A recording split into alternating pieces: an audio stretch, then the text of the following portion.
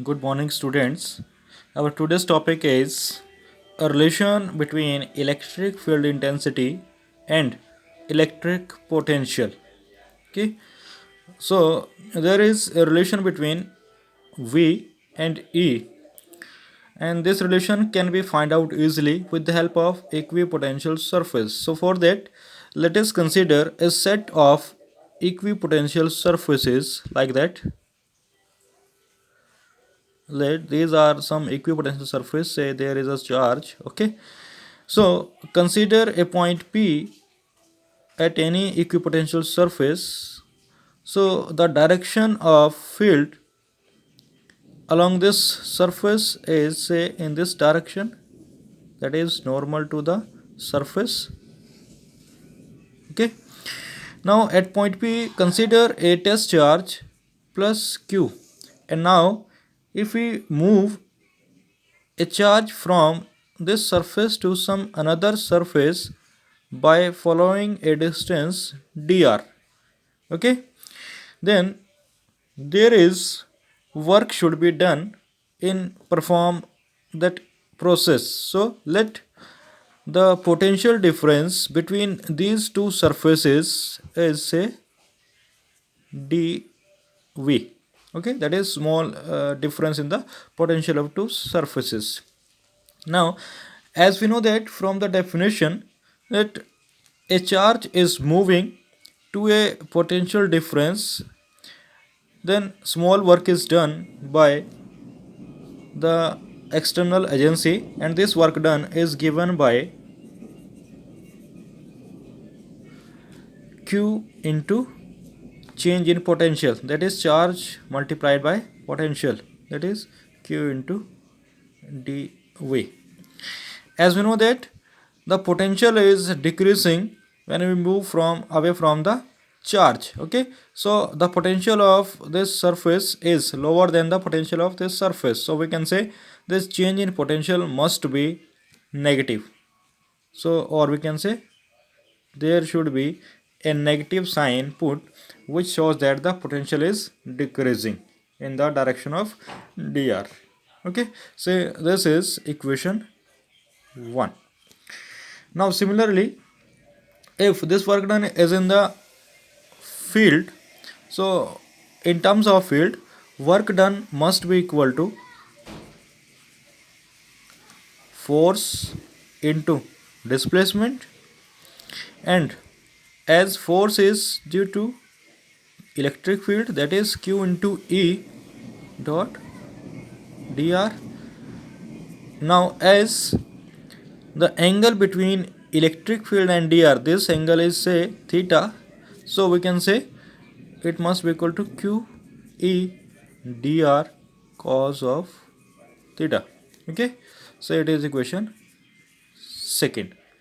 Now equation first and equation second is the amount of work done in moving a charge from point P to small distance dr. So these two equation must be equivalent, so we can say using equation 1 and 2 we get this minus Q into dV, this must be equal to Q E dr cos of theta, and Q is to be cancelled out, so we remains with minus dV is equal to E dr cos theta.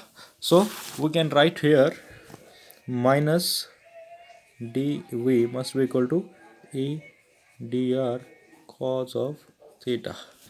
Also from this, minus dV upon dr must be equal to E cos theta. Say this is equation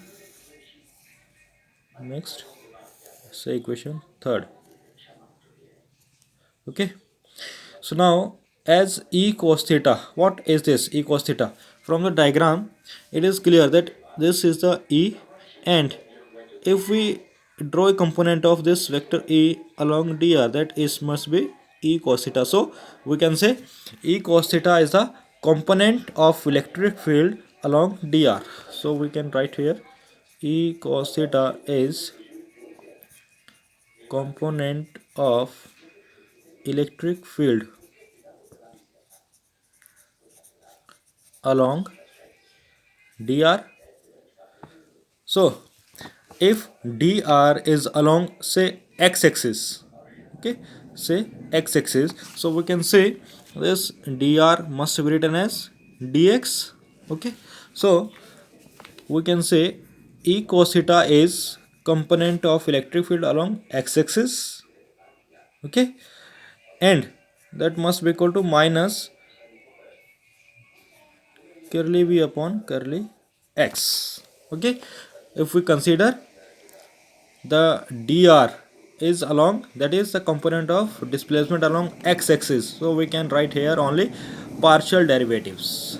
Okay, so similarly if displacement component is taken along y-axis, so we can get e y, that must be equal to minus curly y upon, sorry, curly v upon curly y, and e z must be equal to minus of curly v upon curly z. So from these equations we conclude that the magnitude of electric field is given by the change in magnitude of the potential per unit displacement normal to the potential surface. Okay, so we can write the magnitude of electric field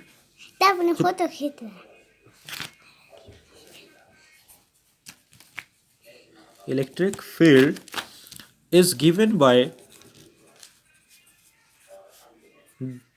the change in magnitude of potential, that is electric potential per unit displacement, per unit displacement normal to the equipotential surface. Okay, and this is called potential gradient. Okay, potential gradient. Okay, so we can write here the magnitude of vector E must be equal to minus of dv upon dr. So it is equation number 5, or sorry, it is 4. Okay, so this is a very good relation between potential and electric field. So now from this relation, one most important result is that it is clear that electric field is inversely proportional to the distance between the two surfaces or two equipotential surfaces. So we can say dr is inversely proportional to E for a change in equipotential or change in potential. Okay, so if electric field is more, then dr is small. So we can say in a strong electric field region, the distance between two equipotential surfaces is small. Okay, or in a weak electric field region, the distance between two equipotential surfaces is more, as it is shown in the properties of equipotential surfaces. So that's all about the relation between electric field density and potential. Thank you very much.